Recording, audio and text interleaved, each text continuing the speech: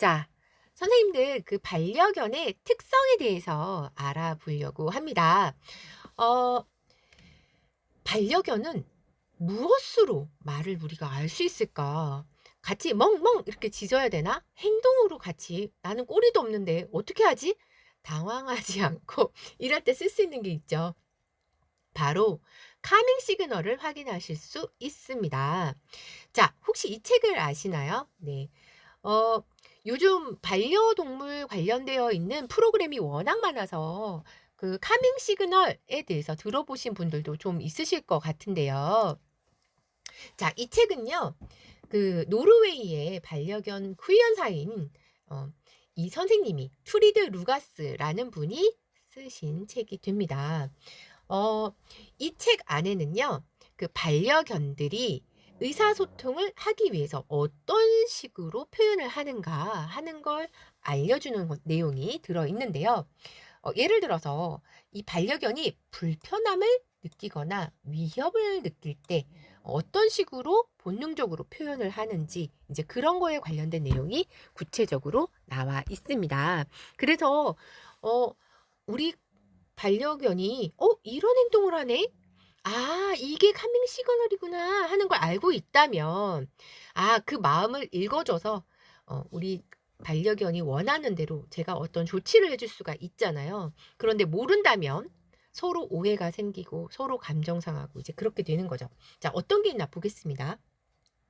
이 카밍 시그널의 대표 증상으로 갑자기 몸을 막 긁는 거예요. 혹은 갑자기 코를 핥는다든지 아니면 뜬금없이 하품을 합니다. 아니면 빤히 쳐다보다가 고개를 돌려서 시선을 회피한다든지 아니면 뜬금없이 고개를 숙여서 땅 냄새를 맡는다든지 갑자기 일어나서 몸을 부르르르 턴다든지 포인트가 뭐다? 갑자기. 아니 왜 생뚱맞게 갑자기. 어. 시선을 피하고 뜬금없이 갑자기가 포인트가 되고 있지요. 자, 혹은 마주 보다가 눈을 천천히 깜빡인다든지 아니면 느긋느긋 느린 동작으로 일어나거나 앉는다거나 꼬리를 내리고 천천히 좌우를 이렇게 본다든지 아니면 천천히 접근하거나 빙 둘러서 오거나 아니면 아예 그냥 멈춰서 얼음 상태거나 귀를 닫고 혹은 귀를 뒤로 젖히거나 입을 닫은 채 쩝쩝 소리를 내거나 어머 도대체 이게 뭐 하는 거래? 앞에 거는 뭔가 빠르고 갑자기 뜬금없이 이런 게 포인트라면 지금 보고 계신 이 페이지는요 보면 천천히 느린 동작 이런 게 지금 차이가 있죠. 천천히 느린 동작 천천히 천천히 삥 둘러서 얼음 상태 입을 닫고 어떤 차이가 있느냐 상황에 따라서 이 아이들이 어떤 그게 다르게 보여주는 거예요. 실제로 저도 이 카밍 시그널을 많이 경험하는데요. 아까 앞에 갑자기 뭐 이렇게 나왔던 그런 것들은 산책 갈 때 예를 들어 맞은편에서 다른 반려동물이 이제 오고 있는 거 반려견이. 그럴 때 저는 솔직히 인사도 시키고 반갑게 이제 했으면 좋겠다 하는 바람이 있는데 간혹 그러고 싶지 않은 반려견이 올 수 있잖아요, 상대편에서 오는 반려견이. 그럴 때 뜬금없이 고개를 돌리고 땅에 아무것도 없는데 갑자기 막 냄새를 맡는 이럴 때가 있어요. 제 지인분도 산책을 시키러 가면 다른 강아지들한테는 관심이 없고 얘는 땅 냄새만 맡는다는 거예요. 그래서 내가 그거 카밍 시그널일 거예요. 다른 강아지를 만나고 싶지 않아서 나름 회피를 하고 있는 걸 거예요." 하고 제가 알려드렸었거든요. 근데 우리 집 강아지들도 간혹 그럴 때가 있더라고요. 또 반면에 어떨 때는 상대편에서 강아지가 오는데 막 너무 반가워서 막 가고 싶어서 막 이럴 때도 있어요. 이 강아지들도 보는 눈이 있는지 마음에 드는 강아지와 싫은 강아지가 이렇게 호불호가 갈리는 것 같더라고요. 네, 그리고 이렇게 천천히 나타나는 카밍 시그널 같은 경우에는 그럴 때 잘 나타나요. 예를 들어 뭐 동물병원에 예약을 해 놓을 때 있잖아요. 미용이라든지 뭐 이런 거 시간 맞춰서 꼭 가야 될 상황. 특히 저희는 3 마리니까 시간 약속을 안 지켜 주면 정말 민폐거든요. 우리처럼 3 마리라서 시간도 오래 걸리는데 그러면 인제 난리가 나니까 시간을 꼭 맞춰서 가야 되는데 그런 날 평소에는 동작도 빠릿빠릿한 우리 로또가 너무 동작이 느리는 겁니다. 천천히 빨리 오라고 부르는데도 오지 않고 가만히 앉아서 쳐다본다 이럴 때가 있어요. 왜 그런가? "엄마 그렇게 서두르지 마. 제발 그렇게 재촉하지 마. 나 힘들어. 봐봐 엄마. 이렇게 천천히 하는 거야. 천천히 여유 있게." 하고 저한테 몸으로 보여주고 있었던 거죠. 근데 제가 카밍 시그널을 몰랐다면 '이놈의 자식이 바빠 죽겠는데.' 하고 엉덩이라도 한 대 찰싹 때렸겠죠. 그런데 카밍 시그널을 알고 있기 때문에 '아 내가 애들을 또 너무 재촉했구나. 아이고 시간 늦었다고 아주 방방 뛰었더니 애들이 벌써 눈치채고 나한테 그러지 말라고 하는구나.' 하고 이제 캐치할 수 있었던 거죠. 네 이렇게 아는 것과 모르는 건 천지 차이가 납니다. 자 그러면 반려견의 감정에 대해서 보려고 하는데요. 여기 독설 TV에서 참고한 자료가 됩니다. 자 여기 보시면 우리 설치현 선생님이 이런 말씀을 하세요. 반려견의 행동학에 대해서 공부하면서 "나는 이런 걸 느꼈다."라는 얘기를 하시는데요. 만약에 여러분이 반려견이라면 어떨 것 같으세요? 저는 솔직히 말하면 진짜 좋을 것 같았습니다. 왜? 출근 안 해도 되잖아요. 하루 종일 집에서 드러 누워서 맨날 먹고 자고 먹고 자고 얼마나 좋을까. 나는 정말 수면 시간도 부족하게 맨날 바쁘게 사는데 쟤네들은 얼마나 좋을까. 저는 개인적으로 그렇게 생각했거든요. 심지어 우리 대박이 제가 출근하느라 "갔다 올게." 하고 인사하고 나가면 옛날에는 현관까지 달려오더니 이제 어르신이 돼 가지고 나오지도 않아요. 소파나 침대에 누워 가지고 저 간다고 인사하면 꼬리만 한번 들었다 냅니다. "어?" 이러면서 "수고!" 약간 요런 느낌으로. 그래서 '야 개팔자보다 사람 팔자가 못한 것인가. 나는 사료값 벌러 나가는데 쟤네들은 좋겠다.' 맨날 제가 이제 그 생각을 했던 거죠. 예. 그랬는데 선생님 우리 설치현 선생님이 이런 얘기를 하는 거예요. "우리 반려견들이 올드보이의 최민식처럼 살고 있진 않나." 그러고 나서 가만히 생각해 보니까 진짜 좀 그런 것 같더라고요. 생각해 보니 사료도 맨날 똑같은 사료만 먹고 산책도 아까 하루에 2번 가라는데 하루에 2번은 무슨 하루에 1번도 힘듭니다.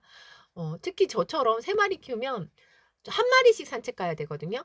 여러 마리 데려가면 뭐 걷거나 오줌 싸는 것까진 되는데 이제 똥을 싸면 2 마리 잡고 1 마리 엉덩이 딱 끼면서 이거 봉지에다가 처리하고 이게 너무 힘들어서 저는 1 마리씩 순서대로 당첨이부터 그다음 로또 마지막 대박이 갈 때는 유모차까지 끌고 가요. 유모차를 가져간 이유는 고집이 세서 안 들어오려고 하기 때문에 1 시간 산책시키고 나면 유모차에 태워서 무조건 집으로 끌고 와야 되거든요. 그래서 유모차를 꼭 가져갑니다. 아무튼 어 저한테 달려 있잖아요. 이 아이들한테는 정말 제가 신이자 모든 거잖아요. 그래서 그러고 보니까 진짜 산책도 자주 못 가고 맨날 갇혀 있고 '정말 우리 아이들이 불쌍하구나.' 인제 그런 생각이 많이 들었던 거죠. 반성했습니다. 자 여러분들 왜 그런 얘기들 많이 하세요. 반려견 처음 키우시는 분들이. "기싸움에서 밀리면 안 돼. 내가 서열을 더 높게 만들어 놔야지." 막 이런 얘기를 많이 하시거든요. 자 선생님들 그렇게 기싸움하는 우리 반려동물들 감정 나이 몇 살 정도 될 거라 생각하세요? 자 1 부터 5 까지 5 손가락에 있소이다. 자 숫자로 한번 남겨 보시겠습니다. 채팅창을 뚫어져라. 한번 보고 있겠습니다. 오 바로 5가 딱 나왔네요. 3. 다양한 숫자가. 어 자 5 손가락 안에 들어가서 천만다행이죠. 자 여러분 놀랍게도 이 반려견들의 감정 나이는 30 개월 아이랑 비슷하대요. 그 말은 겨우 3-4 살짜리 아이밖에 안 돼요. 우리 집에 서너 살밖에 안 되는 조카랑 내가 지금 기싸움하고 내가 서열을 더 높아야 된다고 이러진 않잖아요, 우리. 걔네는 말 그대로 아이잖아요. 그래서 '아이랑 내가 지금 뭐 하고 있는 건가.' 그 생각이 드는 거죠. 자, 반려견의 감정. 자, 이건요, 보고 계신 이 그래프는 세계적인 동물 행동학자 스탠리 코렌 교수님의 그 감정 그래프인데요. 조금 더 상세히 볼게요.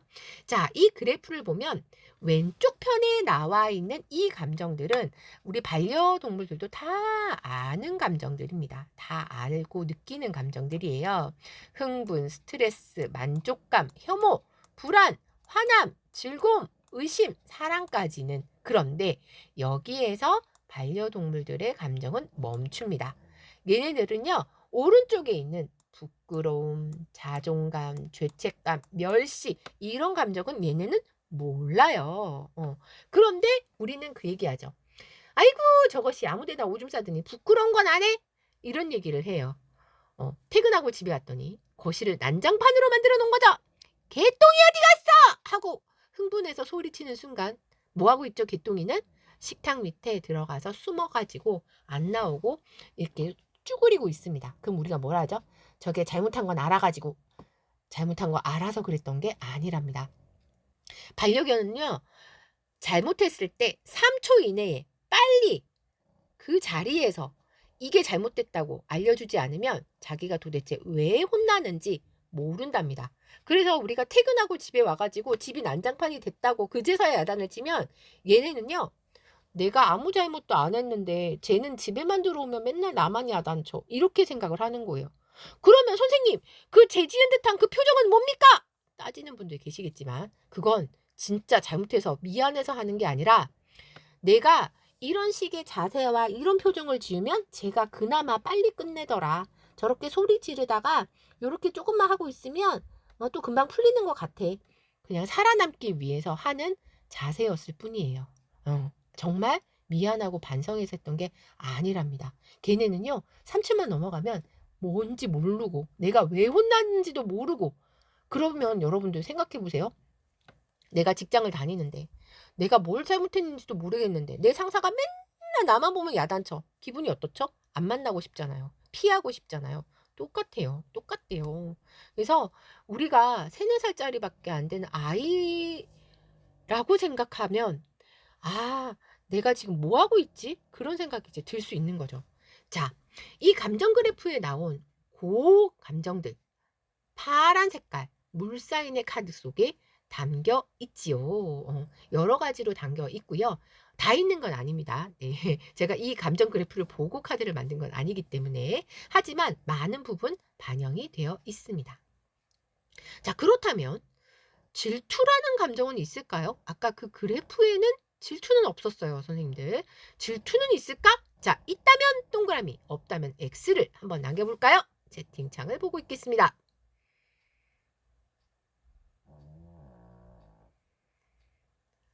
네, 그쵸. 질투라는 감정 있습니다.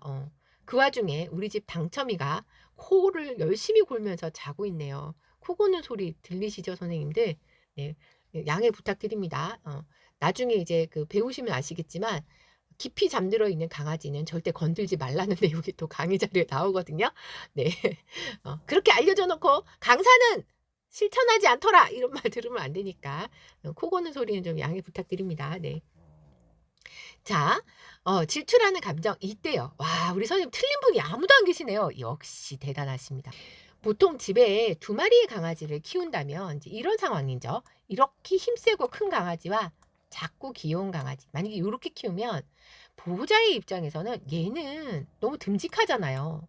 그래서 얘보다는 항상 당할 것 같던 이 어린 강아지를 챙기게 되는데요. 이게 여러분 잘못된 의인화라고 합니다. 왜? 누가 봐도 이 자연적인 상태라면 A가 훨씬 파워가 세잖아요. 그런데 우리가 B를 이렇게 이뻐하는 순간 얘네 동급이 돼버리면, 자, 서열이 동급이 된다면 싸워야 되겠죠. 왜? 강아지와 사람 간에는 서열을 따지지 않지만 강아지들 사이에서는 그 서열이 중요하거든요. 그런데 누가 봐도 A가 훨씬 서열이 높은데 사람 때문에 B가 착각하는 거죠. 나는 든든한 백이 있으니까 저 A랑 한번 붙어볼 수 있을 것 같아. 이렇게 되는 순간 그 집은 이제 큰일 나는 겁니다. 이 서열 정리를 위해서 계속 A와 B가 싸우는 상황이 생기는 거예요. 근데 여러분 그 생각은 안 해보셨죠? 보호자님이 하루 종일 24시간 집에서 저 B를 지켜줄 수 있습니까? 출근해야 되고 외출해야 되잖아요. 그러면 집에 A와 B 둘만 남았을 때 어떤 일이 생길지 불보듯 뻔한 거죠. 그래서 예전에 저희 집도 서열 정리가 다 안 됐을 때 제가 퇴근하고 집에 오면 당첨이가 막 귀에 피를 흘리고 있을 때도 있어요. 그 사이에 로또한테 물려 가지고. 그래서 그럴 때 로또만 막 야단치는 것도 아닌 거죠. 개들 사이에 서열은 서열대로 존중을 해 줘야 된다는, 네, 그래야지만 가정의 평화가 유지될 수 있다는 거. 그걸 잊지 않으셔야 됩니다. 채팅창에 우리 선생님이 아이들도 그렇잖아요. 똑같은 것 같아. 그렇죠. 맞아요, 맞아요, 선생님들. 진짜 서너 살짜리 아이들을 내가 키우고 있다라고 생각하시고 보시면 모든 행동이 이해가 되실 수 있습니다. 네, 감사합니다. 자, 그래서 이제 로또와 당첨의 관계를 제가 한번 본 거죠. 자, 아직 우리 배울 법은 안 배웠지만 미리 요런 게 있다는 거 한번 알려드립니다. 자, 우리가 이거 리딩하기 전에 알아야 될 정보를 제가 써놨죠. 같은 푸들이고 당첨이야 로또 둘 다 푸들이고 서열 1위는 로또다 하고 제가 써놓은 거죠. 자, 현재 상황이 건강관리다. 왜? 아니, 한밤중에 갑자기 여러분 낮에 강아지들이 싸우면 그나마 뭐 쿠셔니도 뭐든 이렇게 떨어뜨려 놓고 이렇게 말리기라도 하는데, 와, 새벽 2시에 자고 있는데 이 두 마리가 붙은 거예요. 여러분 어떻게 해야 되죠? 자다가 막 눈도 안 떠지는데 막 소리는 들리고 막 컴컴해서 보이지도 않고 그래 가지고 막 어떻게 딱 봤더니 아이고 우리 로또한테 당첨이가 물렸어요. 그래 갖고 막 여기 얼굴에 뺨 있는 데를 물려 갖고 막 피가 막 나더라고요. 그래서 건강관리 왜 나왔나? 로또한테 물려 가지고 당첨이 얼굴에 치료받고 있었다. 연고 바르고 막 이러고 있었거든요. 자, 그런데 우리 로또가 당첨이를 보는 게 여러분 놀이카드죠. 어. 당첨이 내 부하야. 같이 놀고 내 말은 다 들어. 이렇게요. 서열 1위 답죠. 자, 그런데 당첨이는 로또를 어떻게 보고 있었는가? 절실한 도움카드가 나온 거예요. 어머, 딱 그림에서 느낌이 쎄하죠. 나 로또 형 무서워. 도와줘. 조언은 뭐다? 미용카드죠. 엄마가 볼 때만 동생한테 잘하는 척 꾸미지 말고 동생도 존중하면서 잘 지내. 동생이라 함은 당첨이를 말하는 거죠. 우리 로또가 그 서열 1위다 보니까 그런 게 있어요. 저한테 굉장히 잘하고 굉장히 노력하는 강아지거든요. 우리 로또가. 그래서 신랑 퇴근할 때도 막 몸을 S자로 흔들면서 막 반겨준다고 그랬잖아요. 저한테도 제가 부르거나 제가 뭘 하거나 로또는 항상 지켜보고 있습니다. 그리고 제가 깜빡하고 가스레인지에 뭐 불 같은 거 켜놓고 들어와서 막 이렇게 작업하고 있다 까먹을 때 있잖아요. 우리 로또가 항상 알려줘요. 가스레인지에 지금 뭐 불 올려져 있다고. 막 짖어서 알려줘요. 진짜 우리 로또는 그런 거 보면 정말 대단한 강아지인 것 같아요. 그런데 사람인 저희한테는 그렇게 잘하는데 이 서열을 정리를 해야 되니까 우리한테는 그렇게 잘하지만 대박이나 당첨이한테는 좀 약간 엄하게 대하기도 하더라고요. 그래서 당첨이 군기 잡고 있느라 막 이빨 보이고 으르렁 하다가 제가 로또? 하고 부르잖아요. 그러면 표정이 으르렁거리다가 시 웃으면서 저렇게 쳐다볼 때도 많거든요. 그러니까 조언이 이제 미용카드가 나온 거예요. 엄마 있을 때만 잘하는 척 그렇게 꾸미지 말고. 여기에서 여러분 뜬금없이 미용카드가 나왔다고 해서 미용을 시키고 이렇게 리딩하면 웃기잖아요. 맥락이 안 맞잖아요. 꾸미지 말고 보나 안 보나 잘해라. 이런 얘기가 되는 거죠. 자, 그런데 결과는 뭐다? 소심이죠. 그 로또의 날카로운 송곳니 맛을 봤잖아요. 우리 당첨이가. 무서워서 한동안 길을 펴지 못하고 살겠구나 하는 걸 여기서 딱 캐치할 수 있었죠. 자, 우리 강아지들이 스트레스를 받으면 이런 행동을 한다고 합니다. 그 땀으로 발자국이 그 거실 바닥에 보면 간혹 그 개 발자국이 찍혀 있을 때가 있어요.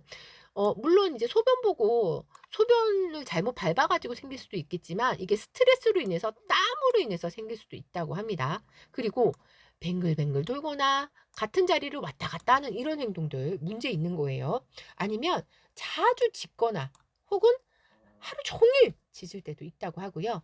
헥헥 거리거나 하품을 너무 자주 하는 것도 그럴 수가 있고요. 귀가 뒤로 처지고 축 처진 자세로 동공은 확대되고 아니면 털을 심하게 핥거나 물어뜯어서 뽑기도 합니다. 그리고 지나치게 치대거나 아니면 아예 숨어서 안 나오기도 하고, 설사를 자주 하거나 아니면 아예 대소변을 못 가리기도 하는, 아니면 침대나 거실 바닥을 파헤치는 행동. 우리 대박이도 이거 잘해요. 유튜브에 올려진 거 보시면 대박이 막 온 힘을 다해서 소파 긁는 동영상도 있었잖아요. 스트레스 받으면 하는 행동입니다. 자, 그러면 이런 스트레스를 어떻게 줄여줄 수 있을까? 여러분, 산책을 자주 시켜주시고요. 어떻게 하면 강아지랑 잘 놀아줄까? 지루하지 않게 할 방법을 좀 찾아보시는 것도 좋을 것 같아요. 사료도 그냥 그릇에 담아주는 게 아니라 굴리면서 놀 수 있는 그런 도구에다가 담아주는 거 도움이 된다고 합니다. 그리고 큰 소리로 막 야단치는 거 이런 거 하나도 도움 안 돼요.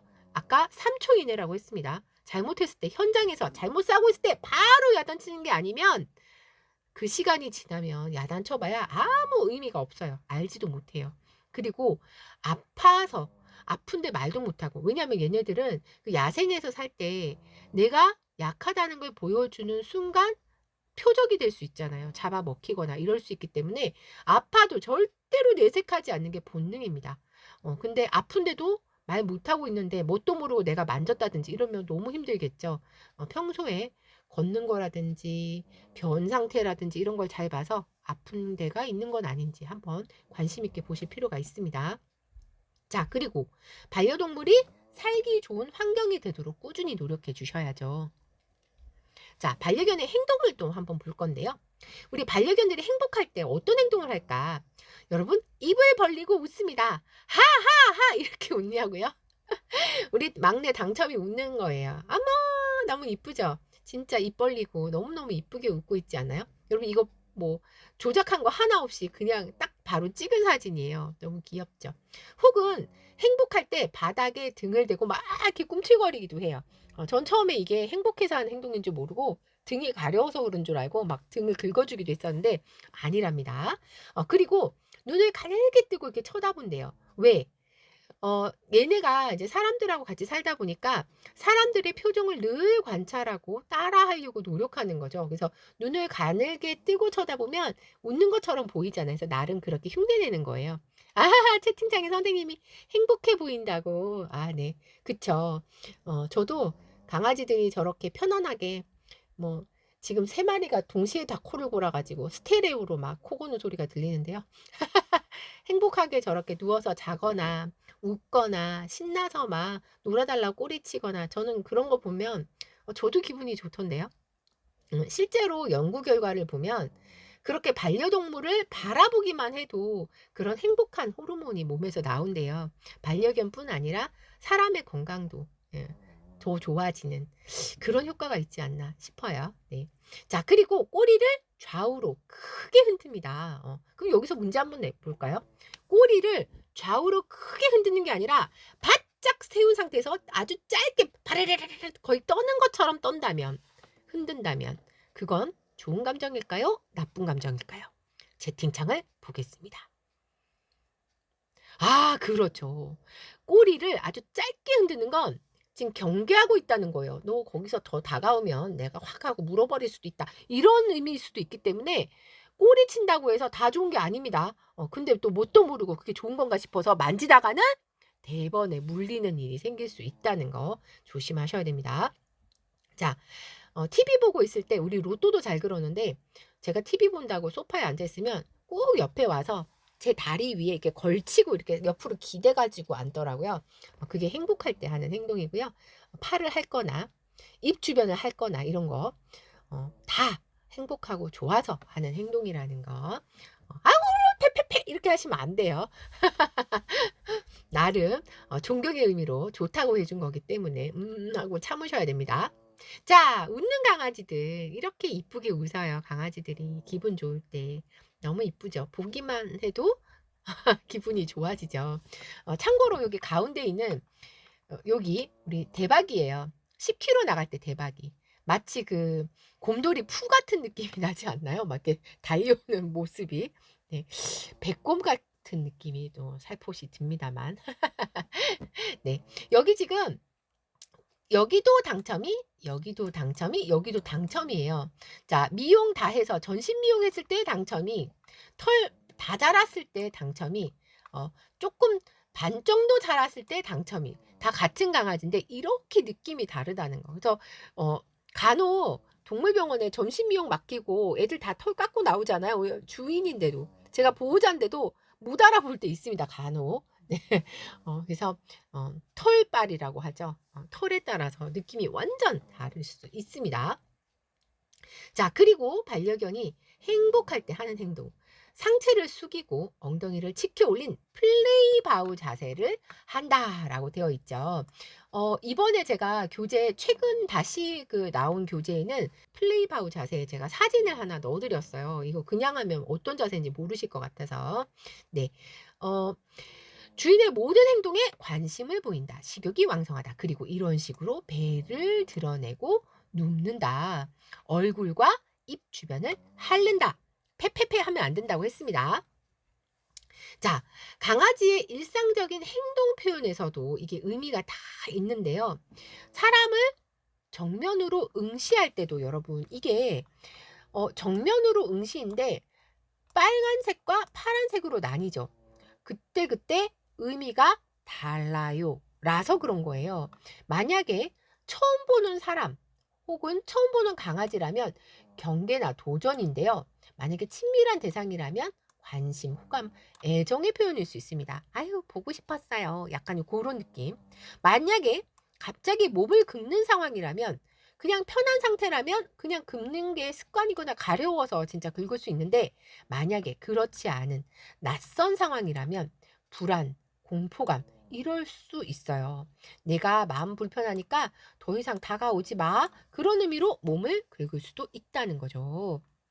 자, 코를 날름날름 핥는다면 일반적인 상황이라면 그냥 코가 말라서 적시는 행위로 볼 수 있겠지만 낯선 환경일 때는 불안한 마음을 내가 좀 달래보려고 괜찮아 괜찮아 괜찮아 마치 우리가 손으로 가슴을 토닥토닥 하면서 스스로를 진정시키는 것 같은 약간 그런 느낌이 되는 거죠.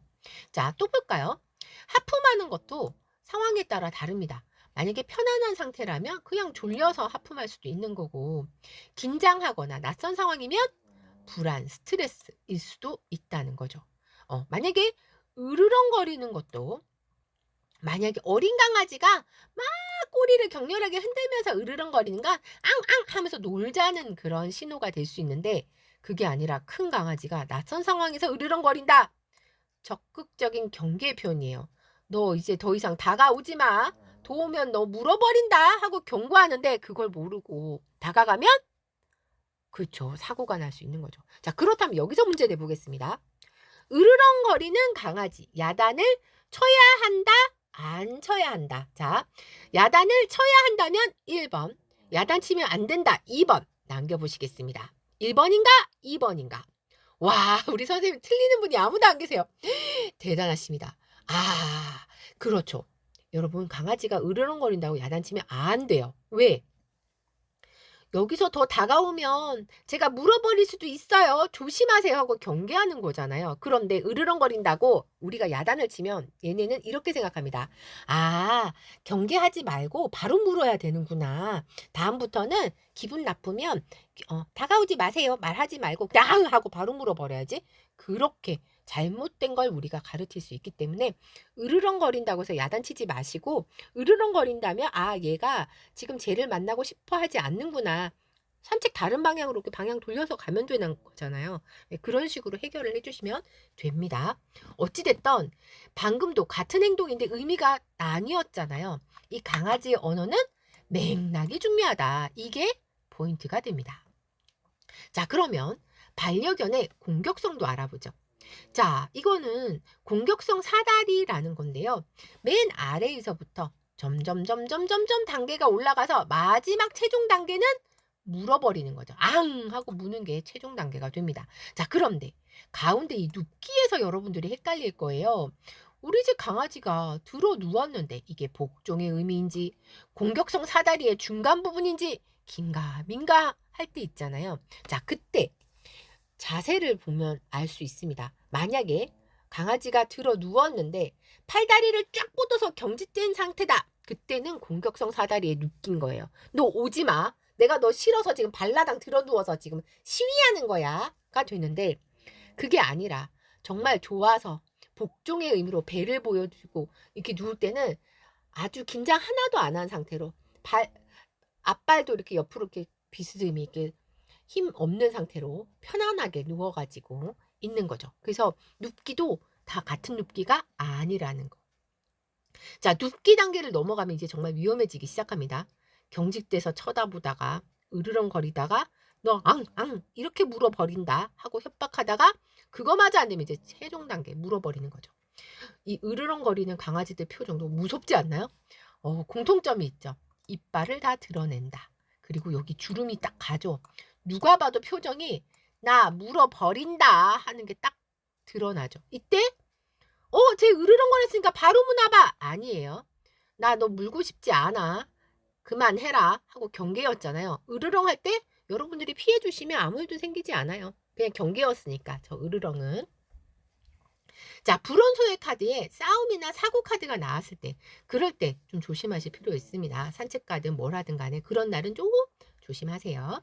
자, 로또야 당첨이 왜 물었어? 라고 물어봤는데 설정하기를 시간 순으로 3장 이렇게 하고 3장을 이제 뽑은 거죠. 자, 제일 앞에 나온 게 기분 최고, 이별, 새삼 카드가 나온 거죠. 왜 물었을까? 시간 순으로 봅니다. 기분 좋게 자고 있었는데 당첨이가 코도 심하게 골고 자다가 발로 차서 깼어요. 잠하고 이별이 된 거죠. 하지만 앞으로는 안 그럴 거예요. 새로운 삶을 살겠어요. 요렇게요. 자, 반려견한테도요 기본 욕구가 있어요. 어떤 욕구가 있는가? 자, 첫 번째, 사냥하고자 하는 욕구. 얘네는 예전에 야생에서 살았던 아이잖아요. 그래서 그 사냥하던 습성이 남아있기 때문에 뭐 양말 같은 거 집어 던진다든지 뭐 이런 거 되게 물어오고 막 이런 거 좋아해요. 뭐 빨리 움직이는 어떤 장난감 이런 것도 되게 좋아합니다. 자, 그다음에 냄새를 맡고 싶은, 여러분 냄새 맡는 건 얘네한테 정말 기본적인 욕구예요. 냄새로 모든 정보를 수집하고 서로 커뮤니케이션을 하는 거기 때문에 사람으로 치면 우리가 SNS 하는 거랑 똑같은 이제 그런 거예요.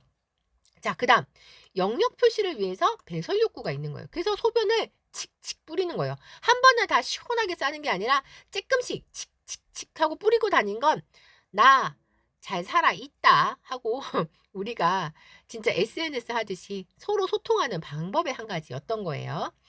그래서 저도 배변판을 저는 앞베란다에도 깔아놓고 이제 거실에도 깔아놓고 좀 이렇게 넓게 깔아놓거든요. 진짜 가로 세로 한 2m 되도록 웬만하면 그 안에서 다 해결할 수 있도록 정말 넓게 깔아주는데 앞베란다에 가서 쌀 때는 굳이 벽면에다가 다리를 들고 이렇게 칙 하고 뿌리더라고요. 약간 그런 통쾌함이 있나 봐요. 칙 하고 뿌릴 때 그 통쾌함이 있어서 그런지 얌전히 앉아서 싸지 않고 꼭 뿌리는 걸 좋아합니다. 자, 그리고 이 녀석들이요, 에너지를 발산하고자 하는 욕구가 있는 거예요. 이 넘쳐나는 에너지 어떻게 해야 된다? 산책이든 놀이든 운동이든 어쨌든 발산을 해야지만 스트레스가 풀린다고 하고요. 안전한 공간을 찾는 욕구가 있어요. 그래서 이 녀석들한테 편안하게 쉴 수 있는 어떤 공간을 만들어주는 거 굉장히 중요해요. 그리고 무리를 형성하거나 동료를 만들고 싶은 그런 욕구가 있대요. 왜냐하면 이 강아지들이 굉장히 사회적인 동물이라고 합니다. 그리고 그 안에서 엄격한 수직 서열 체계도 있기 때문에 그렇다고 하네요. 자, 그리고 이 물어뜯는 거 당연한 욕구래요. 스트레스를 풀려는 아주 너무나도 지극히 자연스러운 행동이기 때문에 여러분 물어뜯는 걸 안 주는 우리 잘못입니다. 네, 그럼 이렇게 되는 거죠. 제 운동화예요. 네. 아이고 이렇게 끈을 다 물어 뜯어 놓은 거죠. 제가 우리 강아지들 어렸을 때부터 동영상이랑 사진 찍은 걸 모아놓은 밴드가 있는데 제가 그 밴드 이렇게 올려놨더라고요. 당첨이의 선물. 새 운동화를 신으라고 헌 운동화를 정리해 주시는 센스. 밋밋한 머리띠에 이빨 자국 남겨주시는 센스. 당첨이는 천재 강아지입니다. 이렇게 남겨놨더라고요. 이 머리띠인데 이렇게 다 씹어가지고 일부러 무늬를 이렇게 만들어준 것처럼 이렇게 해놨더라고요. 뭐 이럴 때 웃고 넘어가야죠. 뭐 어떡할 겁니까? 뭐 내가 이거 물어뜯는 거 현장에서 본 것도 아닌데 때릴 수도 없고 그냥 웃으면서 넘어가고 '물어뜯을 만한 장난감을 사 줘야 되겠다.' 그냥 요렇게 생각하면 되는 거죠. 자, 항상 문제는 어디서 생긴다? 강아지한테는 굉장히 자연스러운 행동인데 사람인 우리가 문제 행동으로 보기 때문에 문제가 생기더라. 이게 포인트가 되는 거죠. 좋을 때도 흥분하고 기분이 나쁠 때도 흥분하니 도대체 이걸 어떻게 읽어야 되는가? 그래서 맥락이 중요하다. 우리 지금 같은 얘기를 계속하고 있습니다. 맥락이 중요하다. 그건 타로 리딩 할 때도 마찬가지라는 거. 우리 선생님들 현업에 계신 분들이 워낙 많으시니까 더 많이 아실 거라 생각합니다. 우리 설채연 선생님은 이 얘기를 좋아하세요. 걔는 걔다. 어떤 의미냐면 걔는 사람이 아니니까 그 자체로 존중받아야 된다. 걔는 당연히 사람이 아니죠. 그 걔 자체의 특성으로 존중받아야 되는 거죠. 물어뜯고자 하는 욕구. 내가 소변을 분출해서 나를 알리고 싶어 하는 욕구. 그 당연한 욕구잖아요. 그거를 우리가 당연한 건데 문제라고 생각하는 그 순간 없어도 될 문제가 이제 생기는 거죠. 자, 그러면 지금부터 배열법을 알려드릴 텐데요. 자, 이번 기수는 일주일에 한 번씩 4주간 운영되는 과정이라서 여러분들이 숙제를 하실 수 있는 기간이 훨씬 더 많죠. 그래서 4주 다 돼서 마지막 끝날 때쯤이면 거의 마스터해서 가실 수 있습니다. 다만 매일 제가 내드리는 데일리 숙제를 열심히 하셔야 됩니다. 자, 배열법에서 데일리 숙제하는 방법을 제가 알려드릴 건데요. 오늘이 토요일이잖아요. 제가 주말에는 그래도 안 하고 쉬거든요, 데일리를. 왜냐면 월화수목금토일 예전에는 365일 다 했어요. 1년 내내. 그랬더니 저도 저지만 같이 공부하시는 선생님들이 엄청 힘들어 하시더라고요. 그래서 지금은 주말에는 쉽니다. 근데 오늘이 또 토요일이라서 숙제는 내드리는데 토요일, 일요일, 주말은 쉬고요. 월, 화, 수, 목, 금 이렇게 평일에 5일만 열심히 하시는 걸로 그렇게 하면 되겠습니다. 숙제를 하실 때 오전 10시까지 미리 사진 먼저 찍어서 올려주시고 피드백은 주무시기 전까지 올려주시는 거예요. 네. 그리고 지금 여러분들 계신 단톡방은 반드시 무음 모드로 만들어 주셔야 됩니다.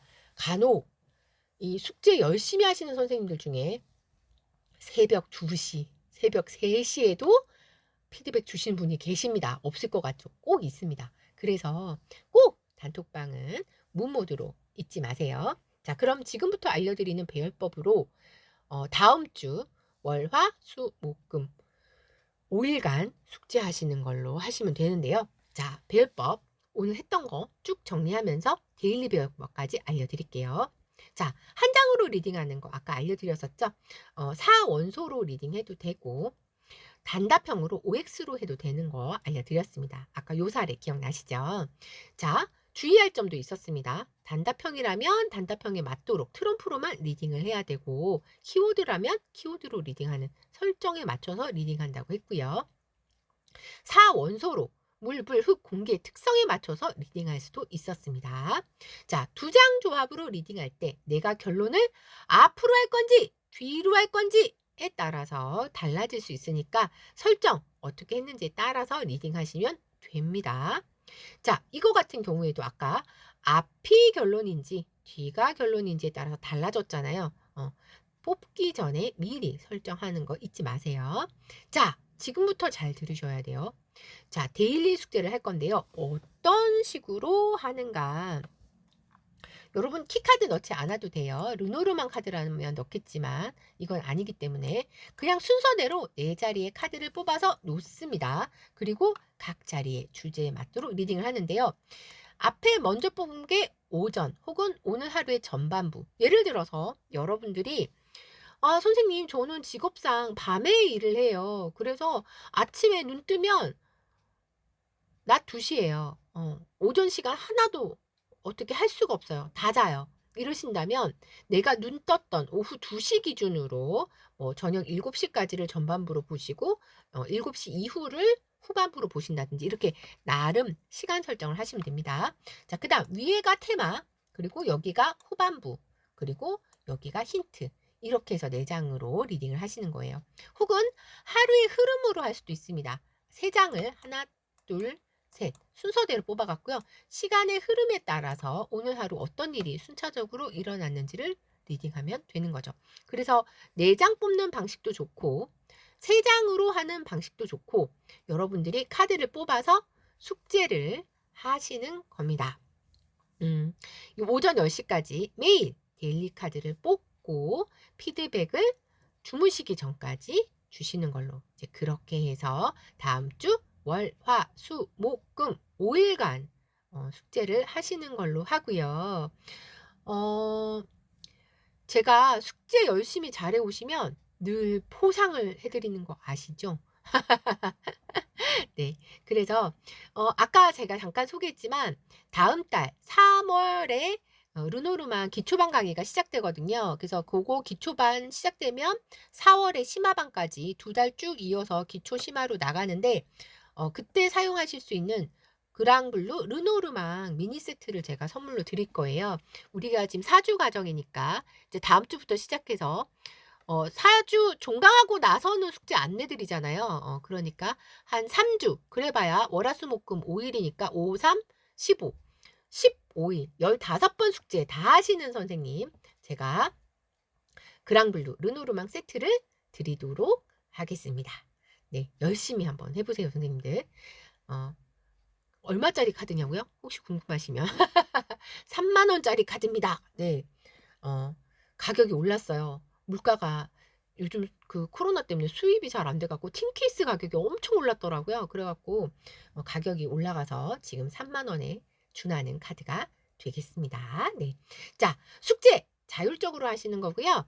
여기 써놓기는 지키지 못하시면 개사료 15kg짜리 한 포대씩 받는다고 해놨는데 뭐 자율적으로 하긴 합니다만 여러분 이거 개사료 받아서 제가 우리 집 대박로또 당첨이 먹이는 거 아니라는 거 아시죠?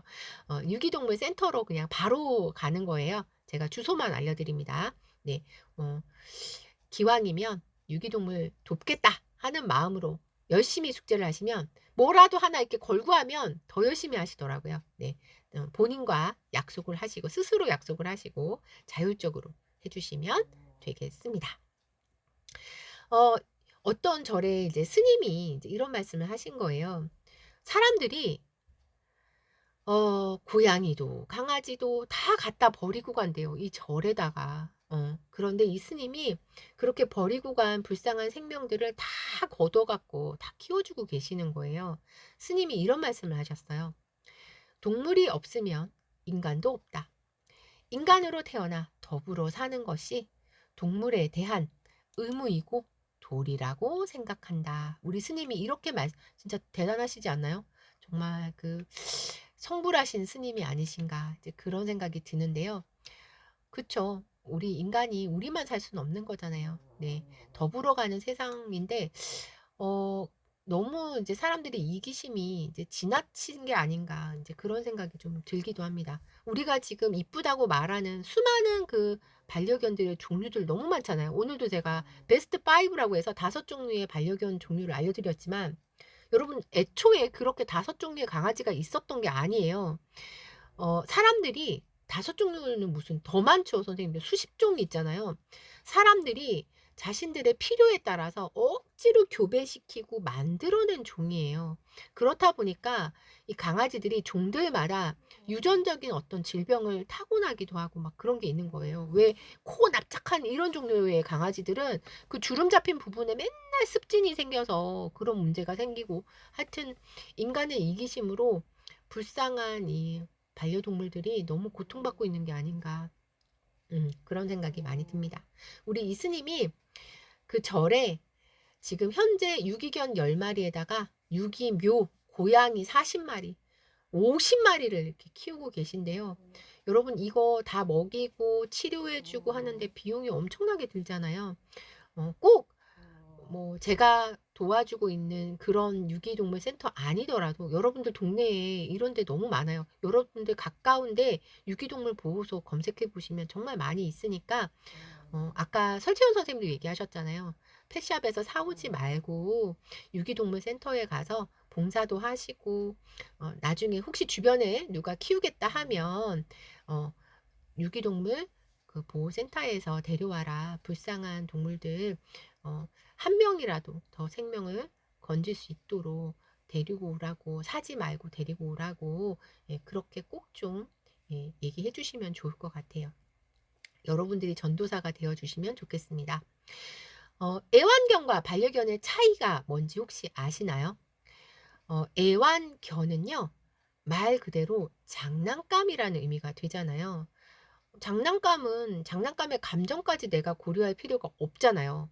내가 마음에 들면 가지고 놀다가 마음에 안 들면 갖다 버리면 되는 정말 말 그대로 그냥 도구일 뿐인 거잖아요. 그런데 여러분 반려견은요. 어우 선생님 감사합니다. 우리 선생님이 채팅창에다가 반려견은 가족이라고 남겨주셨어요. 아유 고맙습니다. 그럼요. 반려견은 내가 평생을 함께하는 정말 짝이라는 의미예요. 그래서 한 가족으로 생각하고 평생 함께하는 마음으로 같이 하는 그런 생명이라는 의미. 그래서 애완견과 반려견은 천지 차이가 나는 겁니다. 그런데 우리나라에 유기되는 이제 동물들이 그렇게 많은 걸 보면 사람들은 반려라는 마음을 갖고 있는 게 아니라 애완이라는 생각을 갖고 있는 게 아닌가.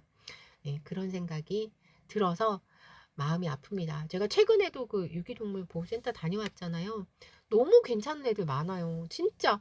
아니, 이렇게 어린애가 왜 버림받았지? 너무 안타까워서 정말 그 봉사 갔다 올 때마다 마음이 너무 제가 무거워지는데요. 네. 꼭 좋은 분들이 많이 나타나서 그 아이들이 좋은 곳에서 제대로 보호받으면서 살았으면 좋겠습니다. 자, 이 반려견은요. 한 가족처럼 사람과 더불어 살아가는 개다. 이렇게 이제 보통 얘기를 합니다. 제가 굳이 페타로 카드를 만들고 유기동물을 돕기 위해서 기부를 하는 건 이렇게 한 가족으로서 평생을 함께하는 반려견들이 많아지기를 바라는 마음으로 하고 있는 거죠. 네. 여기 강의 들으러 오신 선생님들도 다들 동참해 주실 거라 믿습니다. 네. 자, 오늘 강의는 여기까지 하고 마치도록 하겠습니다. 아까 내드렸던 숙제 잊지 마시고요. 다음 주 월, 화, 수, 목, 금 5일간 숙제 열심히 잘 하실 수 있죠? 화이팅입니다. 네. 나중에라도 궁금한 내용, 질문할 내용 생기시면 우리는 전부 다 단톡방에 있으시잖아요. 단톡방에 언제든지 질문 남겨주시고요. 네. 네. 질문들 중에 와 이거 대박 질문. 와 이거는 다른 분들도 정말 모를 수 있겠다 하는 그런 주옥 같은 질문은 제가 모아 강의 자료에도 또 넣어오도록 하겠습니다. 선생님들. 네. 선생님들 고생 많이 하셨어요. 이상으로 마칠게요. 감사합니다.